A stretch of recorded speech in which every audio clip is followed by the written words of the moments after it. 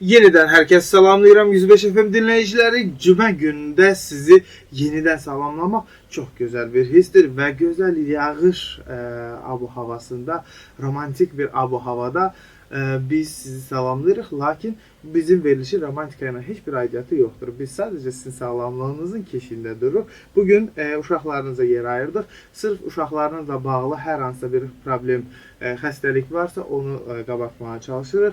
Az əvvəl biz fenilketonuriyadan danışdıq, yəni sinir sisteminin zədələnməsindən danışdıq. Lakin indi biz oftalmoloq cərrah Ergün Rəşdəzadə ilə bərabər studiyadayıq və uşaqlarda göz xəstəliklərindən danışmağa davam edəcəyik. Bizi dinləməkdə olun və mütləq şəkildə bizimlə əlaqə saxlaya bilərsiniz əgər ki sualınız varsa. Xoş gəlib, səfa gətirmisiniz. Necəsiz Ergün doktor? Təşəkkürlər, əla. Burada yalnız əla olmaq olar. Mən bütün radyo dinləyiciləri də salamlayıram və sizə də təşəkkürümü bildirirəm ki, hər dəfə belə maraqlı mövzulara üz tutursunuz və doğrudan da böyük iş görürsünüz. Çünki belə deyək də, ruslarda bir söz var, deyir, informirованный значит вооружен. Yəni məlumatlısansa, demək sən artıq silahlısan. Çox gözəl bir işdir və bugün uşaqlar haqqında mövzu bu daha da həssas bir mövzudur. Çünki hamımız üçün balalar bizim həyatımızda mühüm bir rol oynayan varlıqlardır. Ona görə onların səhhətləri də bizim üçün çox vacibdir. Bəli, biz bu mövzu haqqında danışacağıq, lakin doktor artıq sizi qısqanmağa başlamışam. Çünki sizin bu pozitivliyinizi nətərsə olsun bir azaltmalıyım. Çünki insanlar artıq deyir ki, siz Ergün bəylə nə vaxt ikiniz bərabər bir efir aparacaqsınız. Deyirəm Ergün bəy həkimdir, aparıcı deyil. Təşəkkür edirəm, həqiqətən çox pozitivsiz. Məsələ həkimlərin pozitiv olması xəstələrin xəstəliklərini unutmasına və tez bir zamanda şəfa tapmasına dəlalət edir. Uşaqlarda göz xəstəlikləri, uşaqlarda nə göz xəstəliyi ola bilər? Bilirik ki, mirvari suyudur, katarakta, yəni qlaukoma kimi xəstəliklər yaşlılıqdan asılı olan bir xəstəliklərdir, amma uşaqlarda nə ola bilər? Əslində bu xəstəliklər uşaqlarda da ola bilər. Mən ümumiyyətlə uşaqlarda daha tez-tez rast gəlinən xəstəlikləri istəyirəm ayıraq və nadir hallarda rast gəlinən xəstəlikləri və bunları belə deyək də müəyyən dərəcədə bir öz klassifikasiyamızı yaradaq. Birincisi bu anadan gəlmə xəstəliklərdir, hansılar ki, irsi xəstəliklərdir. Bu, qohumluq əlaqələri olan insanlarda, yəni ailələrdə olan uşaqlarda daha tez-tez rast gəlinir deyə, belə ailələr daha diqqətli olmalıdırlar uşaqlarına qarşı. Bundan başqa, irsiyyatda olan, yəni məsələn, tutam ki, babasında, nənəsində, yaxın qohumlarında hər hansı bir, əgər məlumatlısınızsa ki, irsi xəstəliklər var, belə xəstəliklər, belə ailələr daha çox diqqət yetirməlidirlər öz uşaqlarına, övladlarına. Bundan başqa, gözdə refraksiyon problemləri çox tez-tez rast gəlinir uşaqlarda. Yəni ki, bu uzaq görmədir, yaxın görmədə problemlərdir və s. Bunu ayrıca bir qrup və üçüncü də tez-tez rast gəlinən uşaqlarda vəziyyət bu çəpliklərdir. Əlbəttə ki, mən travmalara bu dəqiqə istəmirəm heç bir mövzuya toxunaq. Çünki zədələr, yəni travmalar tamamilə fərqli bir sahədir və bununla məşğul olan adətən, yəni belə xəstələr ilk öncə təcili tibbi yardıma müraciət edir və oradan da yönəlirlər xüsusi ixtisaslaşmış mərkəzlərə, haradakı məhz travmayla, məhz zədə ilə məşğul olurlar və bu adətən təcili tibbi yardıma aid olan bir mövzudur. Amma ən çox, ən tez-tez rast gələn bu zəif görmələrdir. Yəni, mən həmişə valideynlərə deyirəm, uşaqlara qarşı diqqətli olun. Fikir verin onların gündəlik həyat tərzlərində, onların etdiyi, atdıqları addımlarda nə qeyri-adiliklər hiss edirsiniz. Biz keçən dəfə də bu mövzuya dolayısıyla toxunmuşduq. Yəni, uşaqdır, evdə hərəkət edir, hərəkət etdikdə qabağında hər hansı bir əngəli görmür. Tez-tez yıxılır. Yəni, bunlar hamısı kiçik əlamətlərdir. Televizora, yəni uşaqlar xoşlayırlar da, televizora dursunlar, baxsınlar. Cizgi filmlərinə, bəli. Və fikir vermək lazımdır. Hansı məsafədən onlar baxırlar? Məsələn, görürsən ki, uşağa deyirsən, yaxın durma televizora. Çəkirsən qırağa, ağlayır, təzdən gəlir, yaxınlaşır. Televizorun düz yanından baxır. Nədən? Çünki görmür. Yəni, aydın görə bilmir televizor. Ona görə məcburdur daha yaxın dursun ki, aydın görə bilsin. Bunlar hamısı kiçik əlamətlərdir və bunlar siqnal olmalıdırlar valideynlər üçün. Davam edəcəyik. Hər vaxtınız xeyir olsun. Kiminlə danışırıq?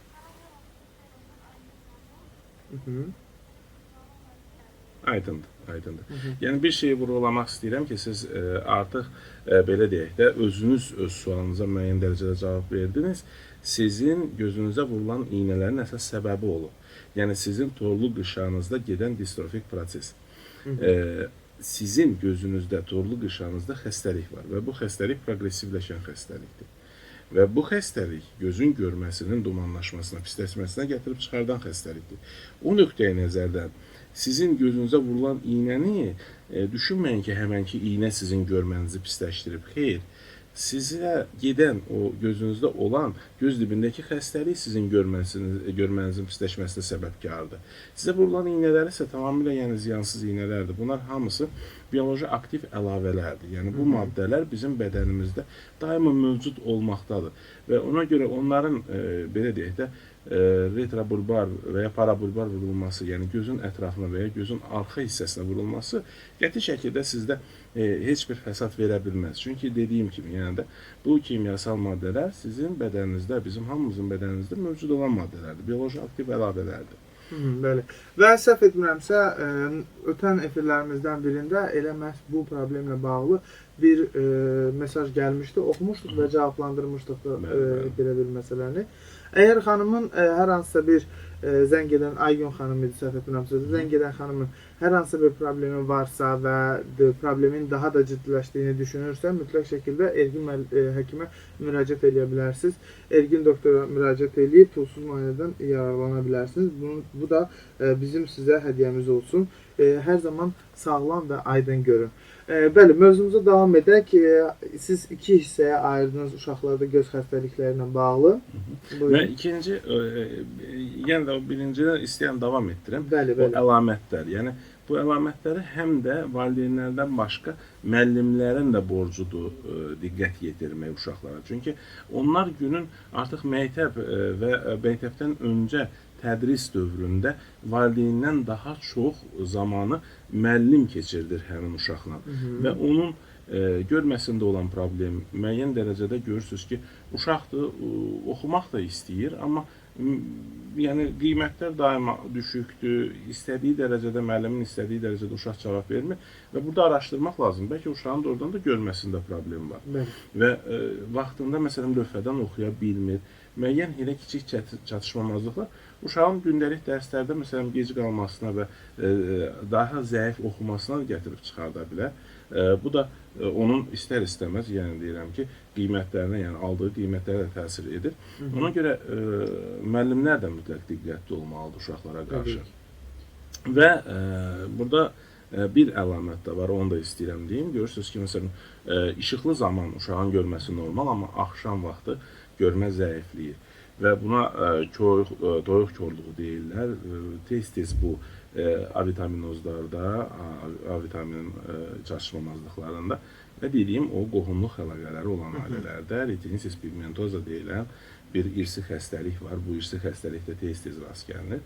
Belə uşaqlar da vaxtı-vaxtında müraciət etməlidirlər və suplement, yəni belə deyək də, əvəz edici müəyyən müalicələr var ki, hansıları almalıdırlar. Düzdür, bu tam şəkildə bu xəstəlikdən can qurtarmağa imkan vermir. Amma ən azı həyatının uzun dövrünü daha belə deyək də, bu uşaqlarda 20-25 yaşına qədər elə də ciddi problem olmur. Və o dövrü, onların aktiv dövrünü rahat oxumaqlarına, rahat belə deyək də, cəmiyyətdə özlərini yer tapmağa kömək etmək lazımdır. Burada həm belə deyək də, göz həkimlərinin, həm də onların yaxın qohumlarının böyük rolu var. Amma vaxtında aşkarlanmalıdır problem. Və gəldikdə o bayaq ki, dediyiniz məqam, yəni mirvari su, qara su kimi xəstəlik. Yəni bu xəstəlik uşaqlarda da rast gəlinir. Anadan gəlmə qlaukoma var, yetəri qədər ciddi xəstəlikdir. Göz almasının şişməsinə, böyüməsinə gətirib çıxardır.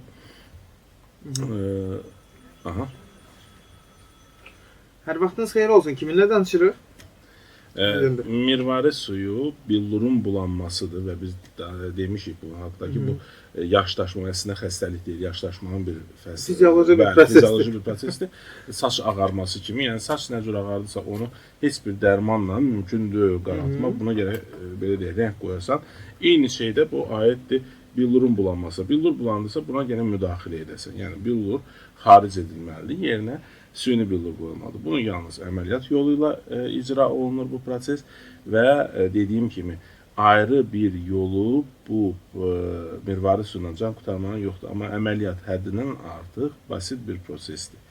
Bu dəqiqə üçün bizdə bu 3 dəqiqə vaxt alır və əməliyyat qısa bir zamanda bitdiyinə görə nə narkoz verilir, yəni burada yatızdırılmırsınız, huşunuz özünüzdə danışaraq, adətən belə insanlar var ki, xoşlanmırlar, yəni cərrahlar, amma əksəriyyət insanlar xoşlayır ki, əməliyyat zamanı onlarla danışsınlar. Yəni söhbət eləyərik, heç elə də çox söhbət edə bilmirik. Bəzi görürsünüz ki, xəstələr deyirlər ki, mən musiqiyə qulaq asmaq istəyirəm əməliyyat zamanı. Yəni onu da edirik, musiqiyə qulaq asa bilirlər. Cəmi bir dənə mahnıya qulaq asa bilirlər, əfsuslar olsun. Görürsünüz, bəzən deyirlər ki, mənə 1-2 dənə mahnı, deyirəm, bir dənə mahnı çatdıracaqsınız ancaq. Çünki o zaman qısa zamanda əməliyyatın zamanı.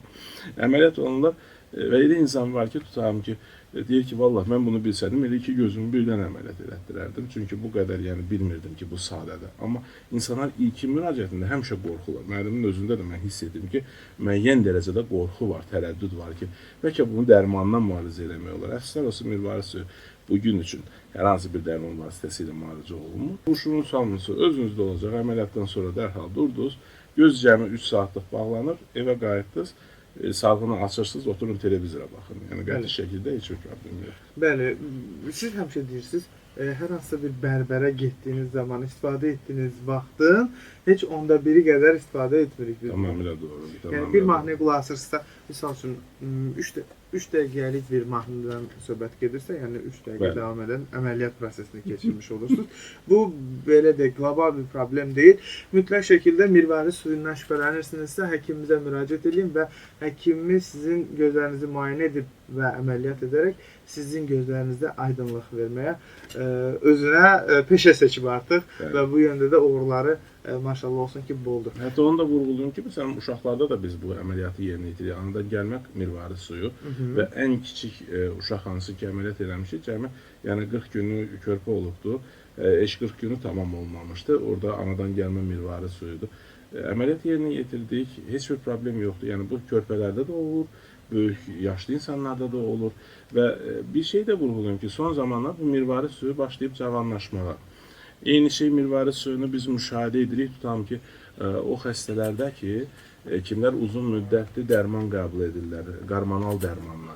Bax, bu da hormonal dərmanları qəbul edən insanlar da diqqət yetirməlidirlər. Bunlar adətən revmatizma, revmatoid artrit olan xəstələrdir. Onlarda da mirvari suyu tez inkişaf edir və adətən bu katarakta mərkəzi mirvari suyudur, biz deyirik ona. Belə insanlar daha rahat özlərinin axşam vaxtı hiss edirlər. Amma səhərlər görməsi gür işığa çıxanda zəifləyir. Bu da bir əlamətlərdən biridir. Həmişə bu əlamətlərə belə deyək, diqqət yetirirəm. Çünki insanlar üçün daha çox patologiyaların adı və onların hansı nə cür müalicə olmağı maraqlı deyil. Əlamətləri bilməlidirlər ki, vaxtında özlərində xəstəlik yaşamasın. Bəli, həkim, biz hər zaman hər kəsin 105 FM dinləyicilərin və bütün Azərbaycan xalqının sağlamlığı naminə çıxışlarımızı edirik və mövzumuz haqqında biz əminəm ki, növbəti efirlərimizdə danışacağıq, lakin bizim telefon bağlantımız var, istəyirəm onunla bir danışaq. Məsələ həmişə gəlib dirənir nəyə? Vaxtında həkimə müraciət etməyə. Adətən o saxlamaq xəstəliyi, zaman alır bunu.